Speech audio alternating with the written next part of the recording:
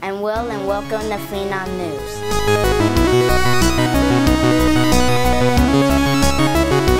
Number 10, Millennium. Millennium was made in the early 90s, actually I think it was 1989. It's the story of an airplane that crashed with no passengers aboard. People from the future are kidnapping people from this time period to study them. It's very much a cult classic. It really makes you think, and so that's why Millennium is on the list.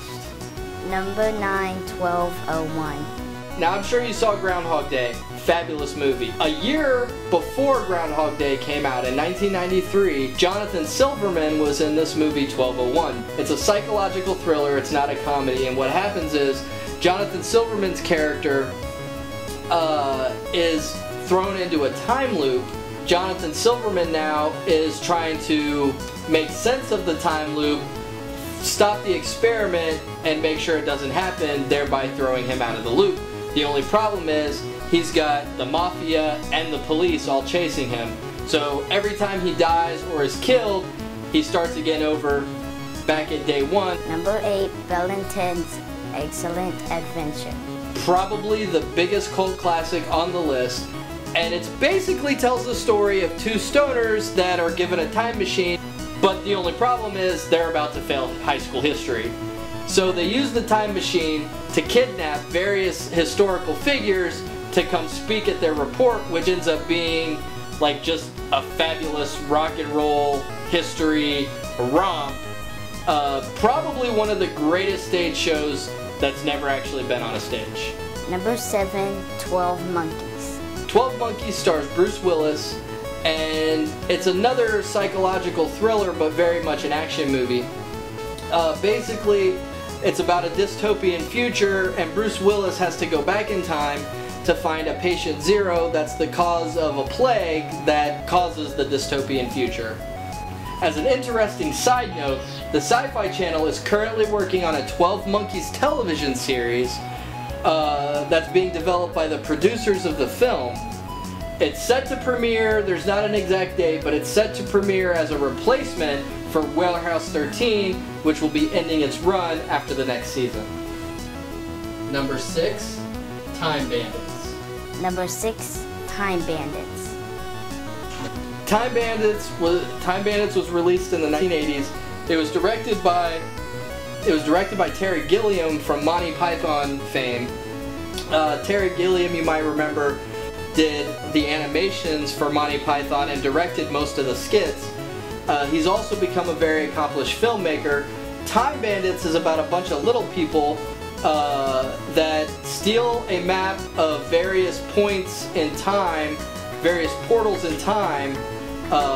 They steal the map from God and then use the map to travel from time to time to time, robbing people.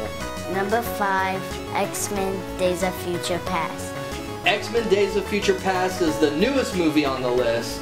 It's also not only one of the best X-Men movies, it's not only one of the best superhero movies, it's also a really great time travel movie in its own right. The X-Men then send Wolverine back in time to the 1970s, where he interacts with the actors from X-Men First Class and is trying to stop Mystique from assassinating, ironically enough, a dwarf, trying to assassinate the character played by Peter Dinklage, who is in the process of trying to get government funding to build the Sentinels in the first place. Number 4, Time After Time. You have Malcolm McDowell playing H.G. Wells. You have David Warner playing Jack the Ripper, and you have them both traveling from the 19th century Victorian England to the 1970s. What more can I say?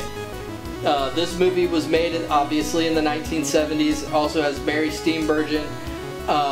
If you're at all a fan of H.G. Wells in general, it's very much inspired a little bit by the H.G. Wells novel The Time Machine. Number 3, Somewhere in Time. Somewhere in Time, while technically a romance movie, it's just a very powerful story. It's based on a novel by Richard Matheson. Christopher Reeve turns out just a phenomenal performance in this 1980 movie, because the ending of this movie is so powerful. If you haven't seen it, you really have to see it for yourself. Number 2, Source Code. Source Code was very much inspired by Quantum Leap. If the producers and the writer won't admit to it, it definitely was. Source Code was directed by Doug Jones. It is about an army who is recruited for this experiment called the Source Code experiment. It's basically an experiment to send somebody back in time only a few hours, basically to stop a tragedy that just happened.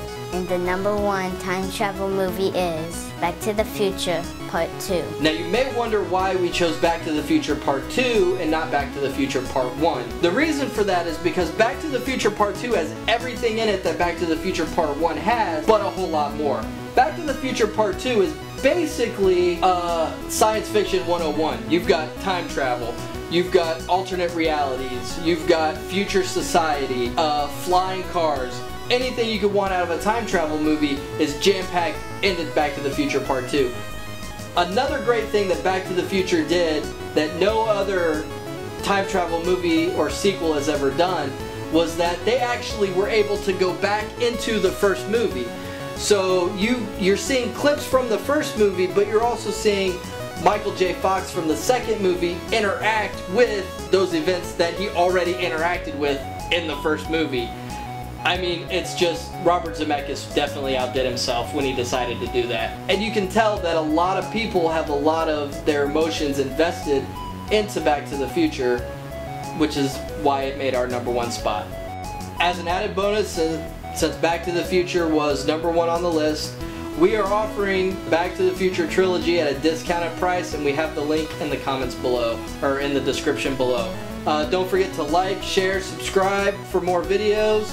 We have a new episode posted every Thursday, Friday, but every Thursday we have a new video posted for you. And so yeah, make sure you like and subscribe. Thanks for joining, and we'll see you next time.